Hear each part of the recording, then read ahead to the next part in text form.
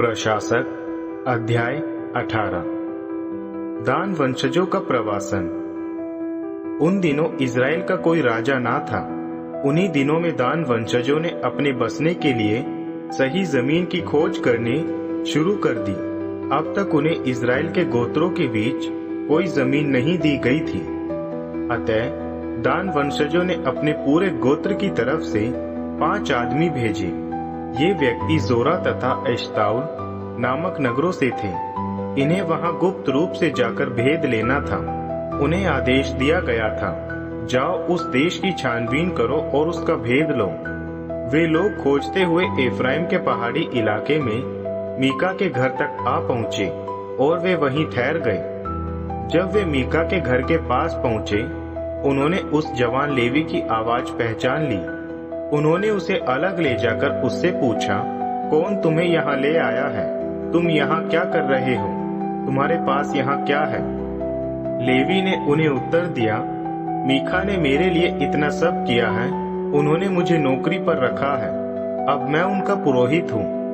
उन्होंने लेवी से विनती की, कृपया परमेश्वर से यह मालूम कर हमें बता दीजिए कि हम जिस काम से निकले हैं वह पूरा होगा या नहीं। पुरोहित ने उन्हें उत्तर दिया, आप लोग शांति पूर्वक जाइए। आपके इस काम पर यहोवा का अनुग्रह है। वे पांचों वहां से अपनी यात्रा पर निकल गए और लाइश नामक नगर को आए और पाया कि वहां के रहने वाले सुरक्षा में रह रहे थे। वे सीदोन वासियों के समान शांत और सुरक्षित थे। पूरे देश में किसी भी चीज की कमी ना थी। वे समृद्ध लोग थे। वे सीदोन वासियों से दूर थे, इस कारण किसी के साथ उनका कोई लेन देन ना था। जब वे जोरा तथा एश्ताउल में अपने भाइयों के पास लौटे तो उन्होंने उससे पूछा, क्या समाचार लाए हो? उन्होंने उत्तर दिया, उठिए चलिए, हम उन पर हमला करें। हमने उस देश का मुआयना कर लिया है। यह समृद्ध देश है। क्या अब भी आप चुपचाप बैठे रहेंगे? ना तो चलने में देरी कीजिए, ना वहां प्रवेश करने में, ना उस देश को अपने अधीन करने में। जैसे ही आप उस देश में प्रवेश करेंगे, आपकी भेंट ऐसे लोगों से होगी जो आप पर किसी प्रकार से शक नहीं करेंगे। यह देश बहुत फैला हुआ है। यह देश परमेश्वर ने आपके अधीन कर दिया है, जहां पृथ्वी की किसी भी वस्तु की कमी नहीं है।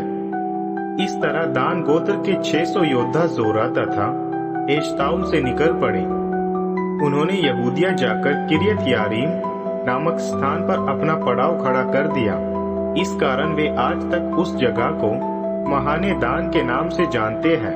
यह किर्यत यारीम के पश्चिम में स्थित है।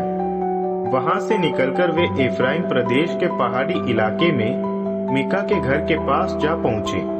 तब उन 5 व्यक्तियों ने, जो लाइश का भेद लेने के लिए भेजे गए थे, अपने साथियों से कहा, क्या आप जानते हैं कि इन घरों में एक एफोद, ग्रह देवताओं की मूर्तियां, एक खुदी हुई और एक ढाली गई मूर्ति रखी है। इस कारण अच्छी तरह से सोच विचार कर लीजिए कि क्या करना सही है। वे वहां के जवान लेवी वंशज पुरोहित के घर पर गए, जो उसे मीका द्वारा दिया गया था। उन्होंने उसका कुशल समाचार पूछा। दान वंशज 600 योद्धा प्रवेश फाटक पर खड़े रहे। तब वे 5 पुरुष, जो इसके पहले यहाँ भेद लेने आ चुके थे, वहां जाकर अंदर चले गए और जाकर खोदी हुई मूर्ति, एफोद, ग्रह देवता और ढली हुई मूर्ति उठा ली। इस समय पुरोहित उन 600 योद्धाओं के साथ प्रवेश फाटक पर खड़ा हुआ था। जब ये लोग मीका के घर में जाकर खोदी हुई मूर्ति, एफोद, ग्रह देवता और ढली हुई मूर्ति उठा रहे थे, पुरोहित ने उनसे कहा, आप लोग यह क्या कर रहे हैं? उन्होंने उससे कहा, चुप रहो, अपना हाथ अपने मुंह पर रखो। हमारे साथ चलकर हमारे लिए पिता और पुरोहित बन जाओ। तुम्हारे लिए क्या अच्छा है, एक ही व्यक्ति के परिवार के लिए पुरोहित बने रहना, या इज़राइल के एक गोत्र और परिवार के लिए पुरोहित होकर रहना? पुरोहित ने प्रसन्न हृदय से खोदी हुई मूर्तियां, एफोद और ग्रह देवता की मूर्तियां अपने साथ ली और उन लोगों के साथ चल दिया। वे लौट गए। उनके बालक, उनके पशु और उनकी सारी मूल्यवान वस्तुएं उनके आगे आगे जा रही थी। जब वे मीका के घर से कुछ दूर जा चुके थे, मीका के पड़ोसी इकट्ठे हुए। और वे दान वंशजों के समूह के पास जा पहुंचे। उन्होंने दान वंशजों को पुकारा, जिन्होंने मुड़कर मीका से पूछा, क्या हो गया है आपको जो आप इस तरह इकट्ठा हो गए हैं? मीका ने उत्तर दिया, आपने मेरे द्वारा बनाए देवता और मेरे पुरोहित को ले लिया है और आप इन्हें लेकर जा रहे हैं, तो मेरे लिए क्या बचा है? फिर आप यह कैसे पूछ सकते हैं क्या हो गया है? दान वंशजों ने उनसे कहा, सही यह होगा कि आपकी आवाज हमारे बीच सुनी ही ना जाए, नहीं तो हमारे क्रोधी स्वभाव के लोग आप पर हमला कर देंगे और आप अपने प्राणों से हाथ धो बैठेंगे तथा आपके परिवार के लोग भी मारे जाएंगे। यह कहकर दान वंशजों का समूह आगे बढ़ गया। यहाँ जब मीका ने यह देखा कि दान वंशज उनसे कहीं अधिक शक्तिशाली है, वह अपने घर लौट गया। मीका द्वारा बनी हुई वस्तुएं तथा मीका के पुरोहित को साथ लिए हुए दान वंशज लाइश नामक स्थान पर पहुंचे। यहाँ के निवासी कोमल स्वभाव के थे, जिन्होंने इन पर कोई भी शक नहीं किया। दान वंशजों ने उन्हें तलवार से मारकर उनके नगर में आग लगाकर उसे भस्म कर दिया। उनकी रक्षा के लिए वहां कोई नहीं आया, क्योंकि यह नगर सीदोन से दूर बसा हुआ नगर था। इनका किसी से भी लेन देन ना था। यह घाटी में बसा हुआ नगर था जो बेथ रिहोब के पास था।